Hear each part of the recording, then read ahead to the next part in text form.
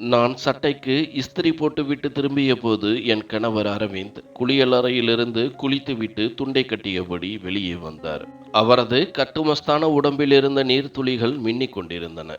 இஸ்திரி செய்யப்பட்ட துணிகளை என்னிடமிருந்து வாங்க அவர் என்னருகே வந்தார். என் கண்கள் தானாகவே அவரது உடம்பை பின்தொடர்ந்தன. உடனே என் மனம் அவரை இறுக்கமாக கட்டியணைக்க வேண்டும் என்று துடித்தது. திருமணமாகி சில காலமாகியும் அரவிந்துடன் நெருக்கமாக இருக்க ஏங்கிக் கொண்டிருந்தேன். அவரை அந்த சூழ்நிலையில் பார்த்ததும் எனக்குள் ஒரு விதமான தவிப்பு ஏற்பட்டது. நான் அவரை உற்று பார்த்து கொண்டிருப்பதை உணர்ந்த அவர் தொண்டையை செருமியபடி என்னிடம் கையை நீட்டி துணிகளை கேட்டார். நான் வெட்கப்பட்டு என் பார்வையை தாழ்த்தி கொண்டேன். வேகமாக அவரது துணிகளை கொடுத்துவிட்டு வேறு பக்கம் திரும்பினேன். என்னை பற்றி அவர் என்ன நினைப்பார்? நான் ஒரு கெட்டவள் என்று நினைத்து விடுவாரோ என்று நினைத்து வெட்கப்பட்டு போனேன். அரவிந்த் துணிகளை எடுத்துக்கொண்டு மீண்டும் குளியல் அறைக்குள் சென்றார். நான் வேகமாக சமையலறைக்கு சென்று பால் பாட்டிலை தயார் செய்ய தொடங்கினேன்.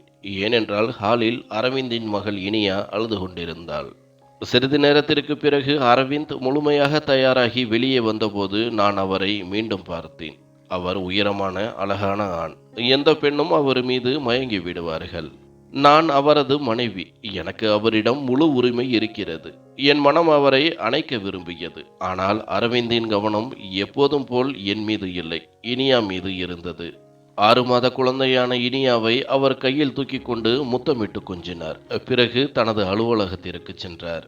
அரவிந்த் முத்தமிட்ட அதே இடத்தில் நான் இனியாவின் கன்னத்தில் முத்தமிட்டேன். அரவிந்தின் அன்பை நான் இந்த வழியில்தான் உணர்ந்தேன். இந்த செயல் என் உணர்வுகளை தூண்டியது. நான் மீண்டும் மீண்டும் இனியாவின் கன்னத்தில் அரவிந்த் முத்தமிட்ட அதே இடத்தில் முத்தமிட்டேன். இது எனக்கு பெரிய மகிழ்ச்சியை தந்தது. என்னிடமிருந்து சிறிது தூரத்தில் அமர்ந்திருந்த என் மாமியார் இதை பார்த்து புன்னகைத்தபடி, மருமகளே, உனது திருமணமாகி 4 மாதங்கள் ஆகிவிட்டன. இனியாவும் வளர்ந்து விட்டாள். நீங்களும் உங்கள் திருமண வாழ்க்கையை பற்றி சிந்திக்க வேண்டும் என்றார். மாமியாரின் வார்த்தைகளை கேட்டதும் நான் மீண்டும் வெட்கப்பட்டு கீழே பார்த்தேன். அவர் ஹாலில் அமர்ந்திருக்கிறார் என்பதை நான் மறந்துவிட்டேன். என் முகத்தில் இருந்த வெட்கத்தை பார்த்த அவர், மருமகளே, அரவிந்த் நீயும் நல்ல உறவை கட்டி எழுப்ப வேண்டும் என்று நான் விரும்புகிறேன். நீங்கள் இருவரும் சந்தோஷமாக இருக்க வேண்டும். நீங்கள் இருவரும் திருமணம் செய்து கொண்டிருக்கின்றீர்கள். எப்போது வரை இந்த எலி பூனை விளையாட்டை விளையாடுவீர்கள்? என் மகன் உனக்கு நேரம் கொடுப்பதில்லை என்பதை நான் அறிவேன். நீ விரும்பும் இடம் அவனது இதயத்தில் இல்லை. ஆனால் அதற்கு நீயாகவே முயற்சி செய்ய வேண்டும். நீ வெட்கத்தை விட்டு உனக்கு அவனது தேவை இருக்கிறது என்பதை அவனுக்கு உணர்த்தாத வரை அவனுக்கு இது புரியாது என்றார். அவன் சுனந்தாவுடன் வாழ்க்கை முடிந்து விட்டது என்று நினைக்கின்றான். கடவுள் சுனந்தாவுக்கு கொடுத்த வாழ்க்கையை அவள் வாழ்ந்து விட்டாள். அவளது நினைவாக இனியாவை அரவிந்தின் மடியில் விட்டு சென்று விட்டாள். அவ்வளவுதான் அவளது வாழ்க்கை. இதில் நாம் எதுவும் செய்ய முடியாது. அரவிந்தும் எதுவும் செய்ய முடியாது. சுனந்தாவை அரவிந்த் ஆழமாக காதலித்தான். அவளது திடீர் மரணம் அவனை மிகவும் பாதித்தது. அவனால் இன்னும் சுனந்தாவை அவனது இதயத்திலிருந்து நீக்க முடியவில்லை. அதனால்தான் அவன் உனக்கு ஒரு மனைவியின் உரிமையை கொடுக்கவில்லை.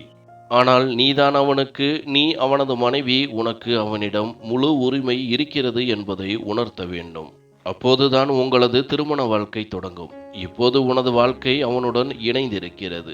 அவன் உன்னை பற்றி சிந்திக்க வேண்டும். ஆனால் இதை நீதான் அவனுக்கு உணர்த்த வேண்டும் என்று மாமியார் அன்புடன் ஒரு தாயைப் போல எனக்கு புரிய வைத்தார்.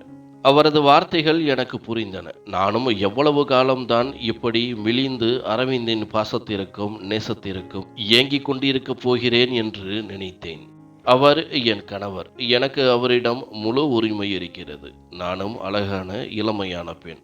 எனக்கும் உணர்வுகள் இருக்கின்றன.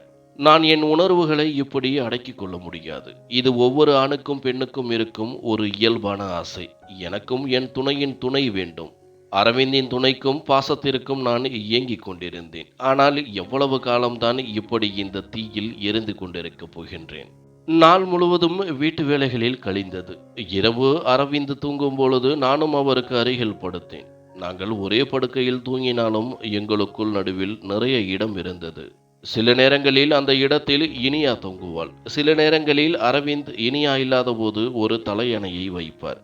இப்போதும் எங்களுக்கு நடுவில் ஒரு தலையணை வைக்கப்பட்டிருந்தது. தலையணையை தாண்டி அரவிந்தை தொட வேண்டும் என்பது என் இதயத்தின் முதல் ஆசையாக இருந்தது. நான் அரவிந்தை தொட வேண்டும், அவரது இருப்பை உணர்த்த வேண்டும் என்று என் மனம் ஆசைப்பட்டது. ஆனால் இந்த சிறிய தூரம் பல நூற்றாண்டுகளின் தூரத்திற்கு சமமாக இருந்தது. நான் தொடர்ந்து சட்டை அணியாத அரவிந்தின் முதுகை பார்த்து கொண்டிருந்தேன். நான் அவரது உடலை உற்று பார்த்து கொண்டிருந்த போது திடீரென அரவிந்த் திரும்பி என்னை பார்த்தார். என் பார்வை அவரது உடலில் இருக்கிறது என்பதை அவர் உணர்ந்திருக்க வேண்டும். நான் உடனடியாக கூச்சமடைந்தேன். அரவிந்த் என்னை பார்த்தார். மீண்டும் திரும்பிக் கொண்டார். நான் மிகவும் வெட்கப்பட்டேன். என் மாமியாரின் வார்த்தைகள் என் மனதில் தோன்றின. கையை நீட்டி அரவிந்தை அடைந்து கொள் என்று. சிறிது நேரம் கழித்து அரவிந்த் நன்றாக தூங்கிய போது நான் மெதுவாக அவரது முதுகில் என் விரல்களால் தடவத் தொடங்கினேன். அவரை தொட்டது எனக்கு ஒருவித கிளர்ச்சியை ஏற்படுத்தியது. என் உணர்வுகளின் புயல் ஆர்ப்பரித்தது. அதன் பிறகு நான் மெதுவாக எனது கைகளால் அவரது உடலை உணரத் தொடங்கினேன். ஆனால் அரவிந்த் தூங்கவில்லை, விழித்திருக்கிறார் என்பது எனக்கு தெரியாது. இந்த உண்மை மறுநாள் காலையில் தெரிந்தது. நான் அரவிந்தின் சட்டையை இஸ்திரி செய்து அவரிடம் கொடுத்தபோது என்னை அவர் வித்தியாசமாக பார்த்து, நேற்று இரவு நீ நன்றாக தூங்கவில்லை போல, அதனால்தான் எனது தூக்கத்தையும் கெடுத்து விட்டாய் என்றார். நான் உடனே அரவிந்தின் கண்களை பார்த்தேன். அதில் ஒருவித ஒளி இருந்தது. அவர் இரவு விழித்திருக்கிறார் என்பதை நான் புரிந்து கொண்டேன். நான் மிகவும் வெட்கப்பட்டேன்.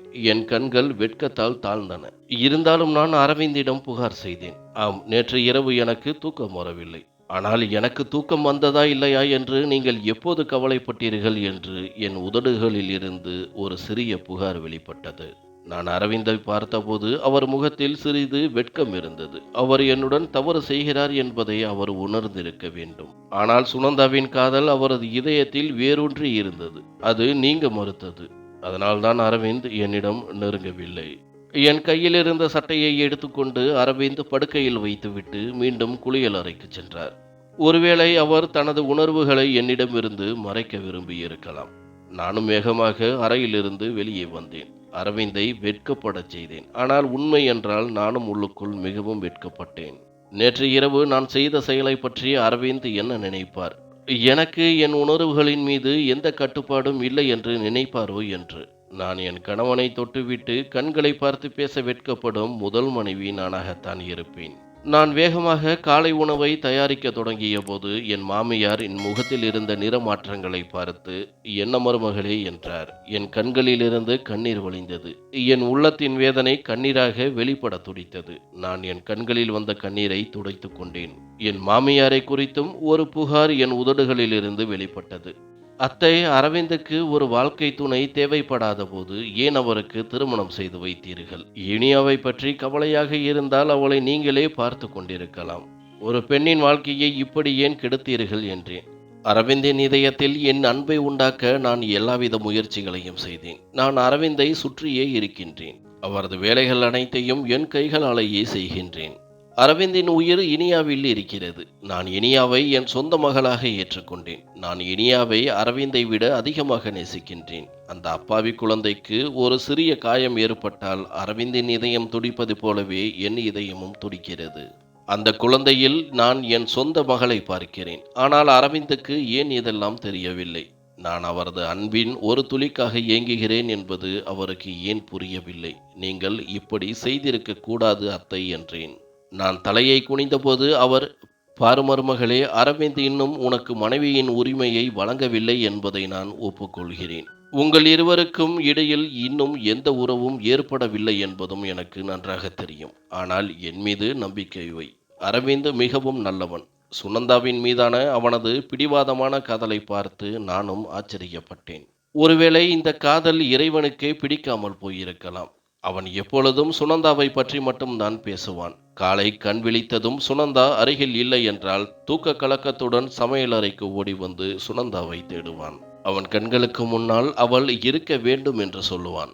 அலுவலகத்திலிருந்து வரும்போது சுனந்தா எதிரில் இல்லை என்றால் அவள் எங்கே என்று கவலையுடன் அங்கும் இங்கும் தேடுவான். சுனந்தா வீட்டிற்குள் நுழையும் போது அவன் எப்பொழுதும் அவளது கைகளை பிடித்து கொண்டுதான் வீட்டிற்குள் வருவான். சுனந்தா கோபித்துக்கொண்டு அவள் பெற்றோரின் வீட்டிற்கு சென்றால் அவன் அவளை அழைத்து வருவதற்காக அவளை பின்தொடர்ந்து செல்வான். ஒருமுறை அவள் அவனுடன் பேச மறுத்ததால் அவன் மனமுடைந்து அவளது வீட்டிற்கு வெளியே சில மணி நேரம் அமர்ந்திருந்தான். ஒருவேளை சுனந்தா அவளது பெற்றோரின் வீட்டிற்கு சென்றால் அவன் வீட்டில் அமைதியற்று அலைந்து திரிவான். சுனந்தா அவனை ஆளவும் கட்டளையிடவும் விரும்புவான். சுனந்தா இல்லாத அந்த வீடு இருளில் மூழ்கி இருந்ததைப் போல உணர்வான். சுனந்தா இல்லாத வாழ்க்கை அவனுக்கு பிடிக்கவில்லை. காலையில் அவனது கண்கள் விழித்ததும் அவனது கண்களில் தென்படுவது சுனந்தாவாக இருக்க வேண்டும் என்று சொல்வான். சுனந்தாவின் காதலும் அரவிந்த் மீது குறைவில்லை. அவளும் அரவிந்தை அதிகமாகவே காதலித்தாள். சில சமயங்களில் நான் இருவரின் அன்பை பார்த்து பயந்து போனேன். அவர்களின் அன்பை பார்த்து யாருடைய கண்ணும் படக்கூடாது என்று நினைத்தேன். நான் பயந்ததே நடந்துவிட்டது. சுனந்தா கருவுற்ற போது 8வது மாதத்தில் திடீரென உடல் நலம் மிகவும் மோசமானது. நாங்கள் அனைவரும் சுனந்தாவை மருத்துவமனைக்கு கொண்டு சென்றோம்.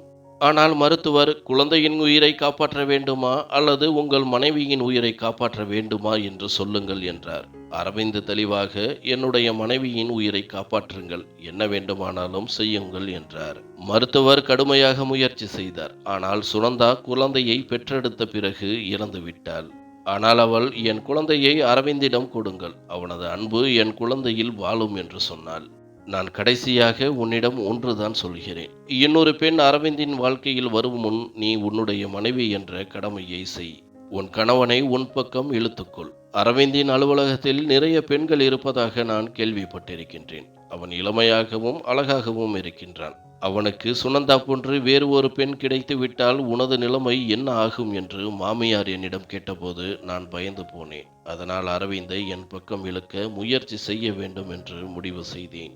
நான் அரவிந்துக்கு 2வது மனைவி என்பதால் அவர் முன் கூச்சமாக இருந்தேன். அவரது இதயத்தில் எனக்காக எந்த இடமும் இல்லை என்று எனக்கு தெரியும். அவர் தனது முதல் மனைவி சுனந்தாவை மிகவும் நேசித்தார்.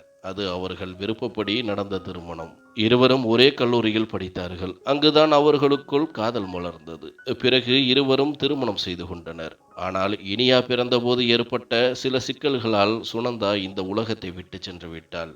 அன்று முதல் அரவிந்த் தனது வாழ்க்கையின் நம்பிக்கையை இழந்துவிட்டார். அவர் உயிருடன் இருந்ததற்கு காரணம் இனியா மட்டும்தான். நான் இப்போது அவரது வாழ்க்கையில் இருப்பதற்கு காரணமும் இனியா மட்டும்தான். குழந்தைக்கு தாயின் தேவை இருந்தது. அரவிந்தின் அம்மாவுக்கு உடல் நலம் சரியில்லாமல் இருந்ததால் அந்த குழந்தையை கவனித்துக் கொள்ள அவரால் முடியவில்லை. அதனால் அரவிந்த் இனியாவுக்காக 2வது திருமணம் செய்து கொள்ள சம்மதித்தார். நான் அரவிந்தின் வாழ்க்கையில் இணைந்தேன். நான் சுனந்தாவின் தூரத்து உறவு.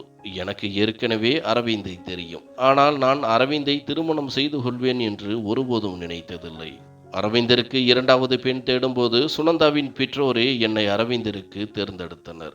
ஏனெனில் நான் இனியாவை ஒரு தாயைப் போல அன்புடன் பார்த்து கொள்வேன் என்பது அவர்களுக்கு தெரியும். என் பெற்றோரும் இந்த திருமணத்தை எதிர்க்கவில்லை.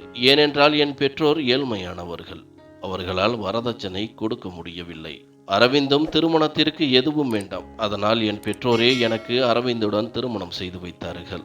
அவர் பணக்காரர், அழகானவர், அதைவிட நல்ல குணமும் பழக்க வழக்கமும் கொண்டவர். அதனால் என் பெற்றோர் அவர் எனக்கு நல்ல கணவராக இருப்பார் என்று நினைத்தார்கள். ஆனால் அவர்கள் அரவிந்தின் இதயத்தில் சுனந்தாவின் நினைவுகள் நிறைந்திருப்பதை மறந்துவிட்டார்கள். பிறகு அவர் என்னை எப்படி காதலிப்பார்? இப்படி ஒரு குழப்பத்தில் என் வாழ்க்கையின் 4 மாதங்கள் அரவிந்துடன் கழிந்தன.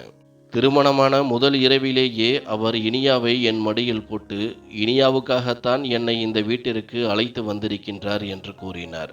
நானும் அமைதியாக இனியாவை கவனித்துக் கொண்டேன். நான் என் உரிமையை கேட்டதில்லை. அவரிடம் எந்த கேள்வியும் கேட்டதில்லை. ஆனால் காலம் செல்ல செல்ல எனக்குள் பதட்டம் அதிகரித்தது. நான் அரவிந்தை பார்த்த பொழுதெல்லாம் எனது கண்கள் தானாகவே அவரது உடலை பின்தொடர்ந்தன. நான் எனது மாமியாரிடம் கேட்டு அரவிந்தின் விருப்பமான உணவுகளை தயாரித்தேன். எனது மாமியார், இன்று இரவு இனியாவை என்னிடம் வைத்துக் கொள்கிறேன். நீ அரவிந்திற்கு நல்ல உணவு கொடுத்து அவனது மனதை வெல்ல முயற்சி செய் என்று கூறினார். எனது மாமியாரின் இந்த நல்ல எண்ணம் எனக்கு பெரிய மகிழ்ச்சியை கொடுத்தது. நான் புன்னகைத்தேன். அவர்கள் ஒரு பாரம்பரிய மாமியாரை போல் நடந்து கொள்ளவில்லை. ஆனால் அவர்கள் எனக்கு ஒரு நல்ல தோழியைப் போல இருந்தார்கள். அவர்கள் எனக்கு எது சரி எது தவறு என்று புரிய வைத்தார்கள். அவர்கள் தங்கள் மகனின் வாழ்க்கையில் நான் நல்ல இடத்தில் இருக்க வேண்டும் என்று விரும்பினார்கள். மாமியார் இனியாவை அவர்களது அறைக்கு அழைத்துச் சென்றார். நான் அரவிந்திற்காக காத்திருந்தேன். காரின் ஹாரன் சத்தம் கேட்டதும் என் இதயம் வேகமாக துடித்தது. நான் முதல் முறையாக அரவிந்திற்காக இப்படி தயாராகி இருந்தேன். அவர் என்னை பார்த்து என்ன சொல்வாரோ என்று தெரியவில்லை.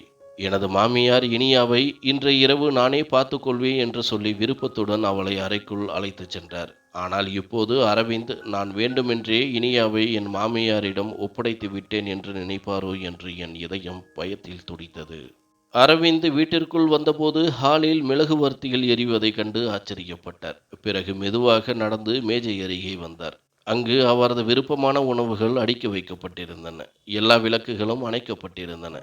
மெழுகுவர்த்திகள் எரிந்து கொண்டிருந்தன. பிறகு நான் அவர் முன் வந்தபோது அவர் என்னையே நீண்ட நேரம் பார்த்து கொண்டிருந்தார். என்னை கூர்ந்து பார்த்து கொண்டே, "என்ன விஷயம்? நீ எங்கேனும் சென்றாயா?" என்று கேட்டார். அவரது வார்த்தைகளை கேட்டு நான் குழம்பி போனேன். நான் இதெல்லாம் உங்களுக்காகத்தான் செய்தேன் என்று சொல்லக்கூட என்னால் முடியவில்லை. நான் என் விரல்களை முறுக்கி என் உதடுகளை கடித்து கொண்டிருந்தேன். நான் இப்படி செய்வதை பார்த்த அரவிந்த் என் அருகில் வந்து என் தலைமுடியை விரல்களால் ஒதுக்கி, "இதையெல்லாம் எனக்காக செய்தாயா?" என்றார். நான் சிரமப்பட்டு ஆம் என்று தலையசைத்தேன். அவரது முகத்தில் ஒரு புன்னகை வந்தது. அவர், "நான் இன்று மிகவும் சோர்வாக இருக்கின்றேன். ஆனால் எனது விருப்பமான உணவை பார்த்தபோது எனது சோர்வு அனைத்தும் பறந்துவிட்டது. நீயும் மிகவும் அழகாக இருக்கின்றாய்" என்றார். அவரது கண்கள் மெதுவாக என்னை உணர்ந்தன. நான் வெட்கத்தால் நிறைந்து போனேன். பிறகு அரவிந்த் எனது கையை பிடித்துக்கொண்டு என்னையும் தன்னுடன் அமர வைத்து, "வா, சாப்பிடலாம், எனக்கு பசிக்கிறது" என்றார். அரவிந்தின் இந்த சிறிய அன்பில் நான் மகிழ்ச்சி அடைந்தேன்.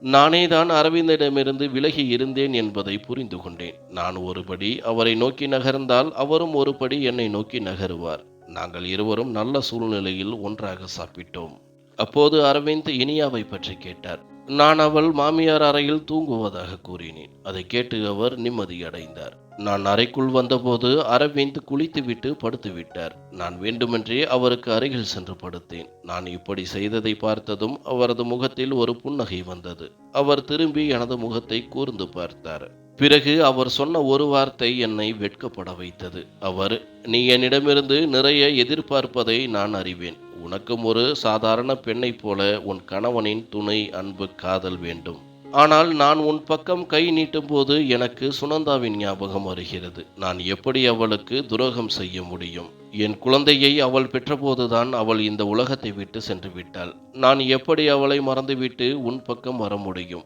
இந்த திருமணம் இனியாவுக்காக மட்டும்தான் என்பதை நான் திருமணத்திற்கு முன்பே சொல்லிவிட்டேன்" என்றார். அரவிந்தின் வார்த்தைகள் என் இதயத்தை மிகவும் காயப்படுத்தின. நான் என் பார்வையை திருப்பினேன். எனது எல்லா முயற்சிகளும் தோல்வியடைந்து விட்டன என்று நினைத்தேன். ஆனால் திடீரென அரவிந்த் என்னை இழுத்து தன் கைகளால் அணைத்துக் கொண்டார். பிறகு எனது கழுத்தில் உதடுகளை வைத்தார். பிறகு அவர், "அனு, நான் சுனந்தாவுக்காக உனக்கு உன் உரிமையை கொடுக்கவில்லை என்றால் அது தவறு. நீ எனது இருப்பை அடைய விரும்பினால் உனக்கு உன் உரிமையை கொடுக்க நான் தயாராக இருக்கின்றேன். ஆனால் என் இதயம் என்னுடன் இருக்காது" என்று கூறினார். அதை சொல்லிவிட்டு அரவிந்த் மெதுவாக எனது சேலை தலைப்பை இழுத்தார். நான் அவரது கையை பிடித்து கொண்டேன். நான் படுக்கையில் கொஞ்சம் பின்வாங்கி, "உங்கள் துணை எனக்கு இப்படி வேண்டாம். உங்கள் இதயம் உங்கள் கட்டுப்பாட்டில் இல்லாத போது நீங்கள் உங்கள் உடலை எனக்கு தர வேண்டும் என்று விரும்பவில்லை. எந்த நாளில் உங்கள் இதயம் எனக்காக துடிக்கத் தொடங்குகிறதோ அன்று நீங்கள் என்னிடம் வாருங்கள். நான் உங்களை என் நெஞ்சோடு அணைத்துக் கொள்வேன். ஆனால் இந்த அரைகுறையான உடல் எனக்கு வேண்டாம். நான் உங்கள் உடலை அடைய விரும்பவில்லை. உங்கள் இதயத்தையும் ஆத்மாவையும் அடைய விரும்புகிறேன்" என்றேன். நான் படுக்கையை விட்டு எழுந்து குளியல் அறைக்குள் சென்று குளித்தேன். என் கண்களிலிருந்து கண்ணீர் வழிந்து கொண்டிருந்தது. சுனந்தாவின் அன்பின் அரண் எவ்வளவு வலிமையானது என்பதை நான் அறிந்திருந்தேன். அதை உடைப்பது அவ்வளவு எளிதல்ல. நான் அவருக்காக பல வருடங்கள் காத்திருக்க வேண்டும். நான் எனது சேலையை மாற்றி ஒரு எளிய ஆடையை அணிந்து கொண்டேன். பிறகு என் மாமியாரின் அறைக்கு சென்று இனியாவை என் கையில் தூக்கி கொண்டேன். எனது மாமியார் நான் ஆடையை மாற்றியிருப்பதை பார்த்து, "என்ன ஆனது? இனியாவை ஏன் அழைக்க வந்தாய்?" என்றார். என் கண்களில் கண்ணீர் நிறைந்திருந்தது. நான், "அரவிந்தை அவ்வளவு எளிதில் அடைய முடியாது. அவரது உடல் எனக்கு கிடைத்தாலும் ஒருபோதும் அவரது இதயம் எனக்கு கிடைக்காது" என்று கூறினேன். மாமியார் எனது துக்கத்தை புரிந்து கொண்டார். அவர் அமைதியாக இருந்தார். நான் இனியாவை தூக்கி கொண்டு வந்தேன். அவளை எனக்கும் அரவிந்திற்கும் இடையே படுக்க வைத்தேன். அரவிந்த் அவளது கன்னத்தில் முத்தமிட்டார். அவர் தூங்கிக் கொண்டிருந்த இனியாவை கொஞ்சிக் கொண்டிருந்தார். அவரது உள்ளத்து உணர்வுகள், அவரது அன்பு அனைத்தும் அவரது கண்களில் தெரிந்தது. நான் இதை போன்ற ஒரு அன்பை எனக்காகவும் விரும்பினேன். நான் ஆவலுடன் அரவிந்தின் அன்பையும் இனியாவின் பாசத்தையும் பார்த்து கொண்டிருந்தேன். அதன் பிறகு இதையெல்லாம் நினைத்து கொண்டே நான் தூங்க ஆரம்பித்தேன். அரவிந்த் எப்போது உண்மையிலேயே எனக்கு சொந்தமாவார் என்று எனக்கு தெரியவில்லை. மறுநாள் காலை நான் அமைதியாக எனது வேலைகளை செய்து கொண்டிருந்தேன். அரவிந்த் ஒரு முறை என்னை பார்த்தார். ஒருவேளை அவருக்கு என் மனநிலை தெரிந்திருக்கலாம். அதனால் அவர் என்னிடம் எதுவும் கேட்கவில்லை. நாட்கள் இப்படித்தான் போய்க் கொண்டிருந்தன. அன்று இரவுக்கு பிறகு நான் அரவிந்தின் அருகில் செல்ல முயற்சி செய்யவில்லை. நான் அரவிந்திடமிருந்து விலகி இருந்தேன். சில நேரங்களில் இரவு இனியா என் மாமியாருடன் இருக்கும்போது நான் வேண்டுமென்றே சோபாவில் தூங்கினேன். ஒருவேளை நான் அரவிந்தின் அருகில் சென்று விடுவேனோ என்ற பயத்தில் இப்படி செய்தேன். அரவிந்த் எழுவதற்கு முன்பே நான் அறையிலிருந்து வெளியே சென்று விடுவேன். அரவிந்த் அலுவலகத்திலிருந்து வரும்போது நான் சமையல் அறையில் வேலை செய்து கொண்டிருப்பேன். அரவிந்த் தூங்கிய பிறகுதான் அறைக்குள் வருவேன். நான் வேண்டுமென்றே அரவிந்த் முன் குறைவாக காணப்பட்டேன். எனது இந்த செயலை அரவிந்தும் கவனித்து வந்தார். ஆனால் காலத்தை யாராலும் தடுக்க முடியாது. அது அதன் வேகத்தில் போய்க்கொண்டே இருக்கும். எங்களுக்கு திருமணமாகி 1½ ஆண்டுகள் ஆகிவிட்டன. இனியாவும் வளர்ந்து விட்டாள். அவள் இப்பொழுது என்னை அம்மா என்று அழைக்கின்றாள். அவள் வாயிலிருந்து வந்த முதல் வார்த்தை அம்மா. எனக்கு கிடைத்த மகிழ்ச்சியில் என் கண்களிலிருந்து கண்ணீர் வந்தது. இனியா தன் வாயால் முதல் வார்த்தையாக அம்மா என்று சொன்னதை கேட்டு அரவிந்தும் ஆச்சரியப்பட்டார். அவர் ஆச்சரியமாக என்னை பார்த்து கொண்டிருந்தார். அவர் என்னிடம் ஏதோ சொல்ல விரும்பினார். ஆனால் எனது நடத்தை காரணமாக அவரால் என்னிடம் எதுவும் சொல்ல முடியவில்லை. நான் அங்கிருந்து வேகமாக நகர்ந்தேன். அரவிந்தின் வாழ்க்கையிலிருந்து நிரந்தரமாக விலகிச் செல்ல வேண்டும் என்று முடிவெடுத்தேன். ஏனென்றால் அரவிந்த் சுனந்தாவின் நினைவுகளுடன் மகிழ்ச்சியாக இருந்தார். நான் அவரது மகிழ்ச்சியான வாழ்க்கையை தொந்தரவு செய்ய விரும்பவில்லை. என்னை அவர் பார்க்கும்போது அமைதியற்று போய்விடுவார். இந்த அமைதியின்மையை நான் அவரது கண்களில் கண்டேன். அவர் என்னிடம் ஏதாவது சொல்ல வருவார். ஆனால் திடீரென நின்று விடுவார். அவர் என் பக்கம் 1 அடி எடுத்து வைப்பார். ஆனால் சுனந்தாவின் காதல் அவரது கால்களை பிடித்து கொள்ளும். சில நேரங்களில் நான் அவர் விழித்திருப்பதை கண்டேன். அவர் படுக்கை முழுவதும் புரண்டு புரண்டு படுப்பார். அவர் என்னை ஏற்றுக்கொள்ள விரும்பினார். ஆனால் சுனந்தாவிற்கு துரோகம் செய்ய விரும்பவில்லை.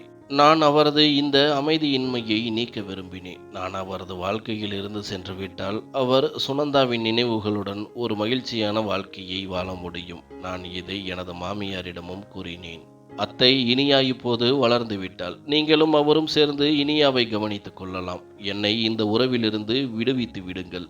என்னால் இதற்கு மேல் இப்படிப்பட்ட வாழ்க்கையை வாழ முடியாது என்றேன். என் மாமியார் வருத்தத்துடன் என்னை பார்த்து, அவர் அனு, கடைசியாக ஒரு முறை முயற்சி செய். என் மகன் அரவிந்த் உன் பக்கம் வருவான். இறந்தவர்களுடன் வாழ்க்கையை கழிக்க முடியாது.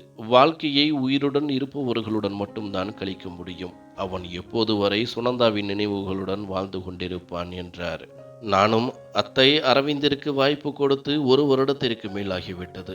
இந்த 1 வருடத்தில் அவர் என் மீது அன்புடன் இருந்திருக்க முடியும். என் கைகளை பிடித்து கொண்டு ஒரு புதிய வாழ்க்கையை தொடங்கி இருக்க முடியும். ஆனால் அவர் ஒவ்வொரு முறையும் என்னை புறக்கணித்தார். என்னால் இதற்கு மேல் பொறுத்து கொள்ள முடியாது. நான் தனியாக வாழ்க்கையை கழிக்க வேண்டும் என்றால் அதையும் தனியாக கழிப்பேன். குறைந்தபட்சம் அரவிந்தின் இதயத்தில் எப்போது என் காதல் உண்டாகும் என்ற வழி எனக்கு இருக்காது என்று கூறி நான் எனது அறைக்குள் வந்துவிட்டேன். நான் அறைக்கு வந்ததும் ஆச்சரியப்பட்டேன். அரவிந்த் அறையில் இருந்தார். அவர் இன்று சீக்கிரமாகவே வீட்டிற்கு வந்துவிட்டார். நான் கடிகாரத்தை பார்த்தபோது மணி 4 இருந்தது. எப்பொழுதும் அரவிந்த் அலுவலகத்திலிருந்து 6 மணிக்குத்தான் வீட்டிற்கு வருவார். அரவிந்தின் கண்கள் என் மீது இருந்தது. ஒருவேளை அவர் என்னிடம் ஏதோ சொல்ல விரும்பியிருக்கலாம். நான் அவரிடமிருந்து பார்வையை திருப்பினேன். ஏனென்றால் இன்று அவரது கண்களில் ஒரு விதமான உணர்வு இருந்தது. நான் உங்களுக்கு தேநீர் கொண்டு வரவா என்று கேட்டேன். அவர், இல்லை, என் அருகில் வந்து உட்கார். உன்னிடம் ஒரு முக்கியமான விஷயம் பேச வேண்டும் என்றார். ஆனால் நான் அரவிந்திடம் எதுவும் பேச விரும்பவில்லை. அதனால் நான் அறையிலிருந்து வெளியே செல்ல ஆரம்பித்தேன். அப்போது அரவிந்த் மின்னல் வேகத்தில் எனது கையை பிடித்து தன்னை நோக்கி இழுத்தார். என்னால் சமநிலையை கட்டுப்படுத்த முடியவில்லை. நான் அரவிந்தின் நெஞ்சில் சாய்ந்து விட்டேன். அரவிந்தின் உடலில் இருந்த அந்த வாசனை என் மூக்கை தாக்கியது. அரவிந்தின் கைகள் மெதுவாக என்னை இறுக்கிக் கொண்டிருந்தன. நான், என்ன செய்து கொண்டிருக்கின்றீர்கள்? என்னை விடுங்கள் என்றேன். அவர், உன்னை விடுவதற்காக நான் பிடிக்கவில்லை என்று கூறினார். இதை சொல்லிக்கொண்டே அவர் தனது உதடுகளை எனது கழுத்தருகே கொண்டு வந்தார். அரவிந்தின் மூச்சு என்னை உருக்கியது. அரவிந்த் மெதுவாக என் காதில், அனு, என்னை மன்னித்துவிடு. நான் உன்னை ஒவ்வொரு நொடியும் வதைத்தேன் என்றார். அரவிந்தின் வாயிலிருந்து மன்னித்துவிடு என்ற வார்த்தையை கேட்டதும் நான் ஆச்சரியப்பட்டேன். நான் அரவிந்தை பார்த்தேன். எனது வாழ்க்கையிலும் வசந்த காலம் வரப்போகிறதா அல்லது இதுவும் கனவா என்று நான் அரவிந்தின் கன்னங்களை தொட்டு இது நிஜமா அல்லது கனவா என்று உணர விரும்பினேன். எனது கண்களிலிருந்து கண்ணீர் வழிந்தது. அரவிந்தின் கைகளில் இருந்து விலகி நான் அழுதேன். அரவிந்த் என் அருகில் வந்து, அனு, இப்படி அழுது என்னை வெட்கப்பட வைக்காதே. நான் இன்று எனது தவறை ஒப்புக்கொள்கிறேன். இந்த 1.5 வருடங்களில் நீ என்னை கவனித்துக் கொண்டது போல சுனந்தா கூட என்னை கவனித்துக் கொள்ளவில்லை. சுனந்தா ஒரு பணக்கார குடும்பத்தைச் சேர்ந்தவள். அதனால் அவள் நிறைய ஆடம்பரம் செய்பவள். நான் அவளின் காதலில் பைத்தியமாக இருந்தேன். எப்போதும் அவளின் ஆடம்பரங்களை நிறைவேற்றிக் கொண்டிருந்தேன். அவள் எனது அன்பை மட்டும் அனுபவித்துக் கொண்டிருந்தாள். அவள் எனது கோபத்தை பொறுத்து கொள்ள மாட்டாள். ஆனால் நீ எனது கோபத்தையும் பொறுத்து கொண்டாய், என்னையும் கவனித்துக் கொண்டாய். எனது குழந்தைக்கும் ஒரு தாயின் அன்பை கொடுத்தாய். இந்த இதயத்தில் நீ சுனந்தாவின் இடத்தை பிடித்து கொண்டாய். நீ என்னை விட்டு சென்று விட்டால் நான் உயிருடன் இருக்க மாட்டேன். சுனந்தாவின் மரணத்தால் நான் உடைந்து விட்டேன். ஆனால் உனது பிரிவு என்னை நேரடியாக மரணத்திற்கு அழைத்துச் செல்லும் என்றார். நான் அதிர்ச்சியுடன் அரவிந்தின் வாயில் கை வைத்தேன். நான் இப்படி செய்ததை பார்த்த அரவிந்த் புன்னகைத்தார். எனது கண்களில் இருந்த கண்ணீரை தனது கைகளால் துடைத்தார். அப்போது இனியா அழுவதை கேட்டேன். நான் உடனடியாக அறையிலிருந்து வெளியே வந்தேன். இன்று என் இதயம் வித்தியாசமான முறையில் துடித்துக் கொண்டிருந்தது. என் முகத்தில் ஒருவித புதிய அழகு இருந்தது. நான் எனது மாமியாரின் கையில் இருந்த இனியாவை வாங்கும்போது அவர்கள் என் முகத்தில் இருந்த அழகை கண்டார்கள். அவர்களது முகத்தில் ஒரு அமைதியான புன்னகை தோன்றியது. நாங்கள் அனைவரும் மாலை தேநீர் அருந்தி கொண்டிருக்கும் போது அரவிந்த் என்னிடம், மாலை தயாராக இரு, உன்னையும் இனியாவையும் ஷாப்பிங்கிற்கு அழைத்துச் செல்கிறேன் என்றார்.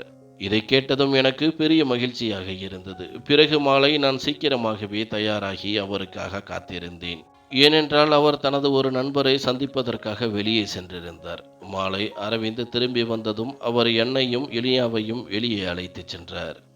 நாங்கள் இதற்கு முன் பலமுறை ஷாப்பிங்கிற்கு சென்றிருக்கின்றோம். ஆனால் அரவிந்த் இனியாவிற்கு மட்டுமே பொருட்களை வாங்குவார். என்னிடமும் ஏதாவது வாங்க விரும்பினால் வாங்கிக்கொள் என்று சொல்வார். ஆனால் நான் எதுவும் வாங்கியதில்லை. இந்த முறை நாங்கள் ஷாப்பிங் சென்றபோது அரவிந்த் முதலில் பெண்கள் கடைக்கு சென்றார். அவர் எனக்காக ஆடைகளை தேர்ந்தெடுக்க தொடங்கினார். இதை பார்த்து நான் ஆச்சரியப்பட்டேன். நான் அவரிடம், என்ன செய்கிறீர்கள் என்று கேட்டேன். அவர், எத்தனை நாளாகத்தான் இந்த 4 உடைகளை மாற்றி வருகிறாய்? உன்னிடம் நல்ல துணிகள் கூட இல்லை. அதனால் இன்று இனியாவுக்காக அல்ல, உனக்காகத்தான் ஷாப்பிங் செய்ய வேண்டும் என்று நினைத்தேன் என்றார். பிறகு அரவிந்த் தனது விருப்பப்படி எனக்காக நிறைய ஆடைகளை வாங்கினார். நான் முதல் முறையாக எனக்காக அரவிந்தின் விருப்பப்படி பொருட்களை வாங்கி கொண்டிருந்தேன். எனக்கு மிகவும் மகிழ்ச்சியாக இருந்தது. பிறகு அரவிந்த் எனக்காக ஒரு பொருளை வாங்கினார். அதை பார்த்து அரவிந்தின் எண்ணத்தை புரிந்து கொண்டு என் இதயம் வேகமாக துடித்தது. அது ஒரு அழகான கருப்பு நிற நைட்டி. அவர், இதை அணிந்தால் நீ மிகவும் அழகாக இருப்பாய் என்றார். பிறகு அவர் தனது விருப்பப்படி அந்த நைட்டியை வாங்கினார். நாங்கள் சோர்வாக இரவில் வீட்டிற்கு திரும்பினோம். அரவிந்த் என்னிடம், நீ சென்று நைட்டியை அணிந்து வா என்றார். நான் அவரை பார்த்தபோது அரவிந்தின் கண்களில் ஒரு குறும்புத்தனத்தை பார்த்து வெட்கப்பட்டேன். பிறகு நான் அந்த நைட்டியை தயாராக அணிந்து அறைக்கு வந்தபோது ஆச்சரியப்பட்டேன். அரவிந்த் படுக்கை அறையில் எனக்காக காத்திருந்தார். அவர் சைகையால் என்னை அருகில் அழைத்தார். பிறகு அவர் என்னை அணைத்து கொண்டார். அரவிந்தின் துணை கிடைத்ததும் நான் உருகத் தொடங்கினேன். ஆனால் அவர் இதையெல்லாம் எனக்காக மட்டும்தான் செய்கிறார் என்று எனக்கு தெரியும். அதனால் நான் சிறிதாக பின்வாங்கி, அரவிந்த், உங்களை வேண்டுமென்றே எனக்கு தர வேண்டாம். நான் உங்களின் அன்பைத்தான் பெற விரும்புகிறேன், உங்கள் உடலை அல்ல என்றேன். அரவிந்த் மெதுவாக எனது கைகளில் முத்தமிட்டு, நான் எனது அன்பைத்தான் உனக்கு தர விரும்புகிறேன். என் இதயத்தில் சுனந்தாவின் நினைவுகள் மங்கத் தொடங்கிவிட்டன. நீ இந்த இதயத்தின் சிம்மாசனத்தில் அமர்ந்து ஆட்சி செய்கிறாய். நான் உன்னை எவ்வளவு காதலிக்கின்றேன் என்பதை உன்னிடம் ஒப்புக்கொண்டு விட்டேன். இப்போது நான் எனது அன்பை வெளிப்படுத்த வேண்டும். இன்று இரவு உனக்கு என் அன்பின் மீது நம்பிக்கை வந்துவிடும் என்றார். இதை கூறும்போது அரவிந்தின் முகத்தில் ஒரு குறும்புத்தனமான புன்னகை தோன்றியது. நான் வெட்கப்பட்டு என் தலையை அரவிந்தின் நெஞ்சில் மறைத்து கொண்டேன். அரவிந்த் மெதுவாக எனது நைட்டியின் கயிறுகளை அவிழ்த்தார். எனது உடல் நடுங்க ஆரம்பித்தது. எனது இமைகள் நடுங்கின. நான் அரவிந்திடமிருந்து பார்வையை திருப்பினேன். திருமணமாகி 1.5 வருடங்களுக்கு பிறகு இன்றுதான் எங்கள் முதலிரவு. அதனால் என் உடல் நடுங்கிக் கொண்டிருந்தது. அரவிந்த் மெதுவாக தனது உதடுகளால் எனது உடலின் மென்மையை உணர்ந்தார். அவர் என் மீதான தனது அன்பை பொழியத் தொடங்கினார். நாங்கள் இருவரும் ஒருவரையொருவர் தொலைத்து விட்டோம். மெதுவாக இரவு சென்றது. அரவிந்த் இரவு முழுவதும் தனது அன்பால் திணறடித்தார். காலையில் ஒரு வழியாக அரவிந்த் என்னை தூங்க அனுமதித்தார். பிறகு நான் அரவிந்தின் கைகளில் கண்களை மூடினேன். மறுநாள் காலை எனக்கும் அரவிந்திற்கும் மிகவும் மகிழ்ச்சியான காலை பொழுது. அரவிந்த் என்னை நெஞ்சில் அணைத்துக் கொண்டு எனது நெற்றியில் முத்தமிட்டார். எங்களிடையே திருமண வாழ்க்கை தொடங்கியது. நான் அரவிந்தின் அன்பில் மகிழ்ச்சியாக இருந்தது மட்டுமல்லாமல் கடவுளுக்கும் நன்றி கூறினேன். எனது அன்பு, எனது நம்பிக்கை மற்றும் எனது சேவைகள் அரவிந்தின் இதயத்தில் எனக்காக ஒரு இடத்தை பிடித்தன. நானும் இனியாவை நெஞ்சோடு அணைத்துக் கொண்டேன். நான் அவளை உண்மையிலேயே மிகவும் நேசித்தேன். நான் அரவிந்திடம் நான் ஒருபோதும் அவளுக்கு சுனந்தாவின் குறை தெரியாமல் பார்த்து கொள்வேன் என்று உறுதியளித்தேன். நீங்கள் ஒருவரை உண்மையான இதயத்தால் விரும்பினால் அவர் உங்களுக்கு கிடைப்பார். நானும் திருமண உறவில் இணைந்த பிறகு அரவிந்தை உண்மையான இதயத்தால் நேசித்தேன். அவரது மகிழ்ச்சியை எனது மகிழ்ச்சியாகவும், அவரது ஒவ்வொரு கவலையையும் எனது கவலையாகவும் கருதினேன். அதனால்தான் நான் அரவிந்தின் இதயத்திலிருந்து சுனந்தாவின் நினைவுகளை அழித்து எனது அன்பை அரவிந்தின் இதயத்தில் உண்டாக்க முடிந்தது.